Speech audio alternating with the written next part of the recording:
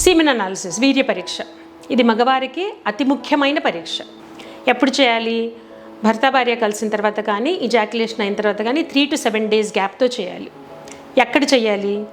మంచి fertility centre కానీ, మంచి ల్యాబ్లో కానీ చేయాలి. ఎందుకంటే మీరు ఆ పేపర్ మీద ఏం రిజల్ట్ ఇస్తారో దాన్ని బట్టే ట్రీట్మెంట్ ఉంటుంది.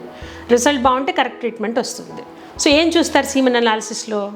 కౌంట్ ఎంత ఉంది, స్పీడ్ ఎంత ఉంది, క్వాలిటీ ఎలా ఉంది, మార్ఫాలజీ అంటాము. So count, speed, morphology, infection ఉందా, వాల్యూమ్ ఎంత ఉంది, చిక్కగా ఉందా, సరిపోనుందా, అందులోంచి వీర్యకణాలు బయటికి ఈజీగా వెళ్ళగలవా లేదా, ఇవన్నీ చూస్తారు. అడ్వాన్స్ సీమెన్ అనాలిసిస్లో ఇంకో 2 చూస్తారు. ఆక్రోజోమ్ ఇంటాక్ట్నెస్ అంటాము, అంటే అండకణంలోకి చొచ్చుకుపోయే బలం ఉందా లేదా వీర్యకణంలో. అండ్ ఇంకొకటి డిఎన్ఏ డ్యామేజ్, స్పర్మ్లో డిఎన్ఏ డ్యామేజ్ ఏమన్నా ఉందా. సో ఇవన్నీ ముఖ్యమైన విషయాలు స్పర్మ్ టెస్ట్లో, సీమెన్ అనాలిసిస్లో చూసుకుంటే fertility potential in the man చాలా ఈజీగా తెలిసిపోతుంది. వాళ్ళకి పిల్లలు కలగడం ఈజీనా కాదా, ట్రీట్మెంట్ కావాలా తెలిసిపోతుంది.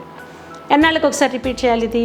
పిల్లలు కనడానికి ఇంకా గ్యాప్ ఉంది అనుకుంటే సంవత్సరానికి ఒకసారి రిపీట్ చేసి ప్రాబ్లమ్స్ ఏమైనా ఉంటే రిజాల్వ్ చేసుకోండి.